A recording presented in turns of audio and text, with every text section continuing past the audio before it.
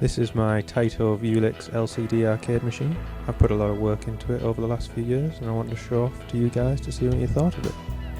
It's got a PS3 inside and it's also running a Mini MAC 2011 with an ATI 6300M dedicated video card in it.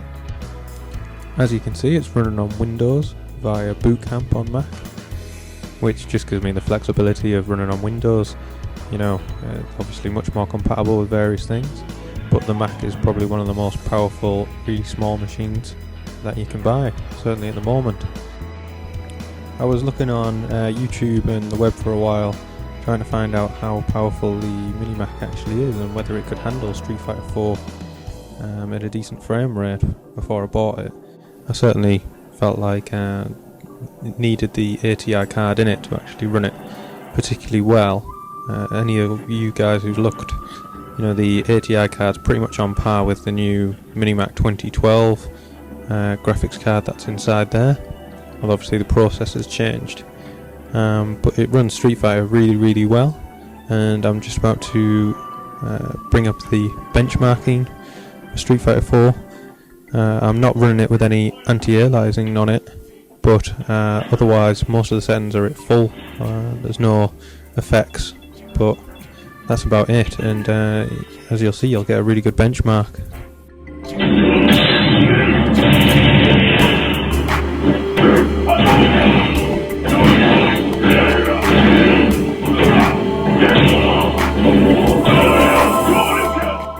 So yeah, it gets about 80 frames per second and a score of about 6,000, which I think is pretty good for such a small machine.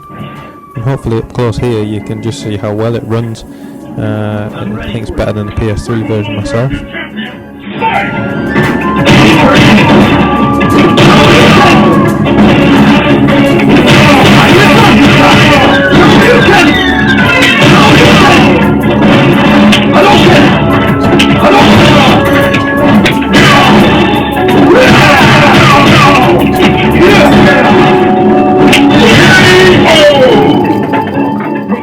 So that's Street Fighter 4 running on the Mini MAC 2011.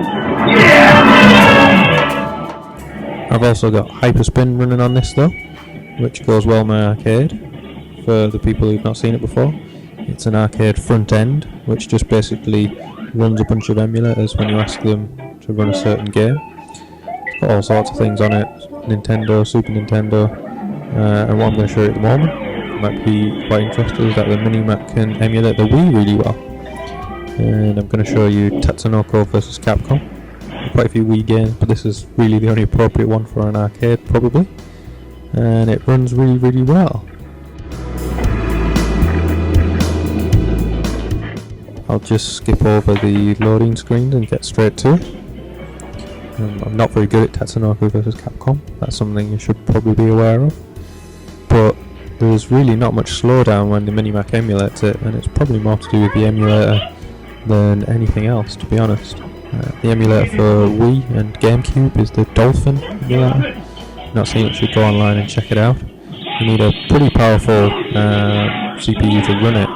My main PC has a Core 2 Quad in it, which runs at 3 GHz, and that can't run this anywhere near as smoothly as the Mini Mac, so it's really processor intensive.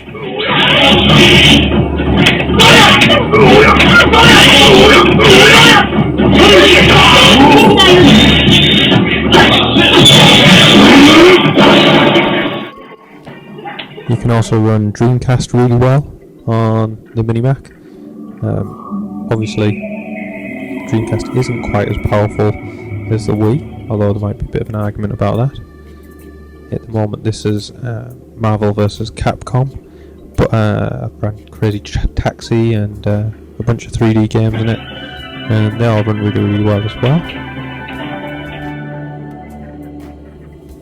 The Dreamcast emulator is Null DC. This emulator is getting a little bit old now, and it hasn't been updated for quite some time, but it runs most things really well, and it has a lot of options to shoot different PCs.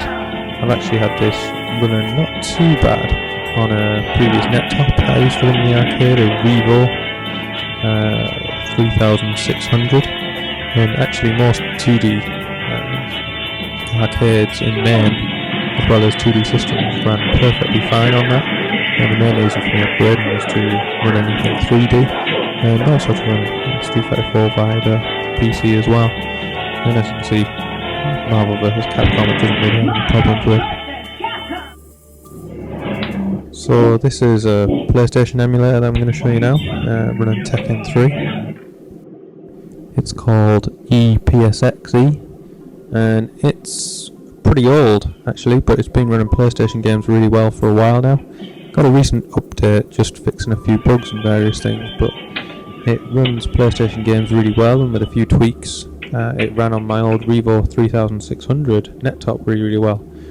But with the Mini Mac you have the options of, you know, smoothing out a lot of the lower res graphics, and also you can put some filters on top as well, which makes it look even better. And the games are really playable, whereas, you know, they can look quite blocky because they're such a low resolution. It makes them really good. I'm really pleased with how it turned out.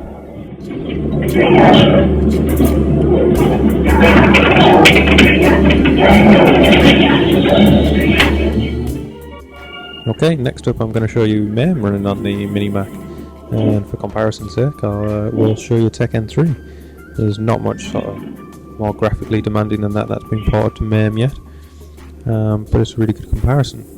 In order to get the arcade controls to work via the Mini Mac, I've got what's called a JVS-PAC, and it's just a little plug and play USB device, so you can connect your arcade controls to your PC or even your PlayStation 3, and you don't have to alter any wires or anything. It's really easy to use, and I'll put a link to the guy who sells them below in case anyone happens to pick up an arcade machine and wants to convert theirs as well.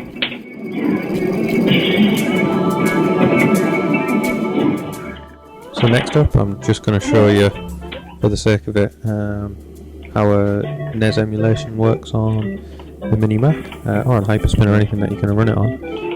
Some people complain that a lot of the old games don't look that good, but you can actually get some filters. I think it's the HQ4X and the X4 soft filters that you can run on a lot of emulators these days, and it makes these old games come out looking really good on LCD monitors in particular. And Super Nintendo's the same, you can do it with that. I don't think there's anyone who's managed it for Genesis games, but you can get some similar good filters for them as well that make them look really good. You do need a pretty fast processor in order to be able to run the filters, and in particular on the PlayStation 1, when you try and run some of these filters even on the Mini Mac, you do get quite a lot of slowdown in some games, but as you can see in Mario World certainly it runs really well.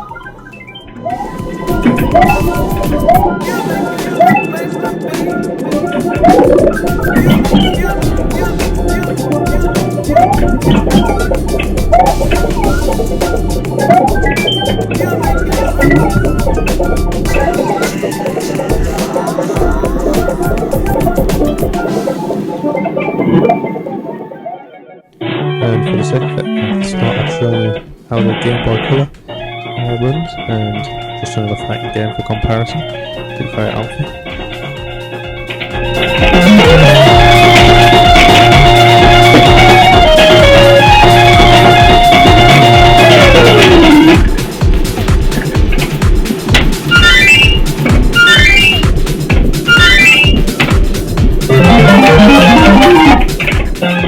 The emulator that I use for these is Visual Boy Advance M, and I have a different version of it running my Game Boy Color games versus the Game Boy Advance games. I haven't got them all fully set up yet, because with the Game Boy Advance games, again, I can set up a bunch of filters and make them look really good.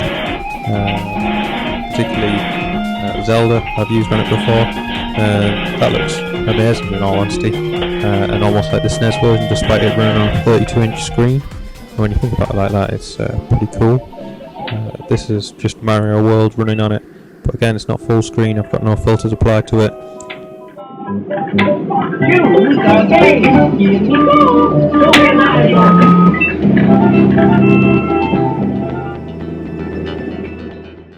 And of course, one thing I haven't shown you yet is the PlayStation 3 running on the Vewlix.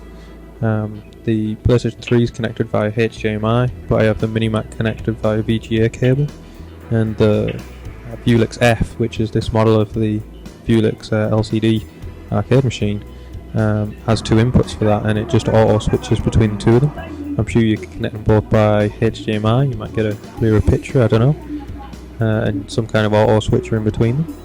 As for all the arcade controls and the audio and the two JVS-PACs which I have, one for the PlayStation 3 which works as a joystick, and then I use them both via the emulators when I use PC.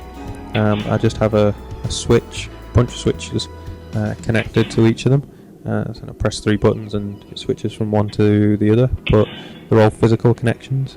And one of the reasons for that is the audio on the PS3, even when the PS3 is on standby, if you have the audio all connected together with the PC and with the speakers and bits, the PlayStation 3 puts out some awful feedback, so you do need kind of a physical switch to stop that going on, just in case anyone comes across the same problem.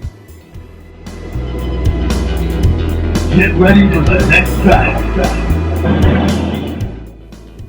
And those who don't know so far, this is Tekken Tag Tournament.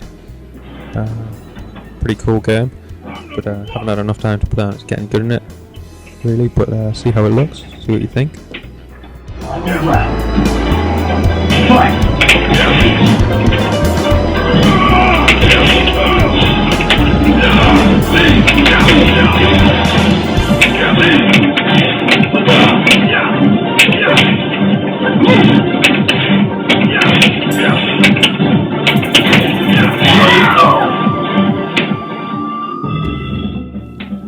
And finally, I was just going to show you Schoolgirls again running on the PS3, but able to use the Vewlix controls really, really well.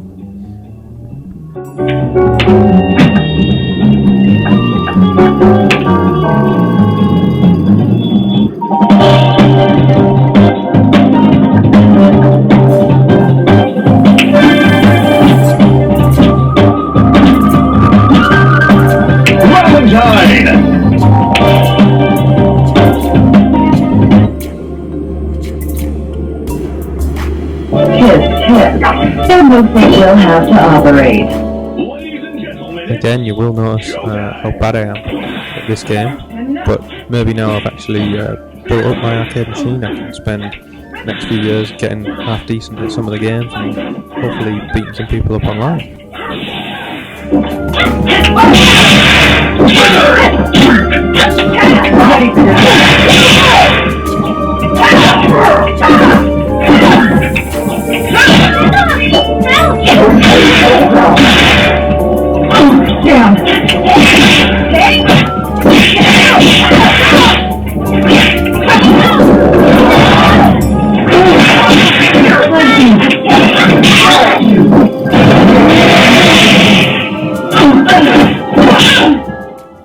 Anyway, thanks for having a watch of the video. I hope it's helpful to some people. I'll try and reply with any questions or comments that are down below. Cheers!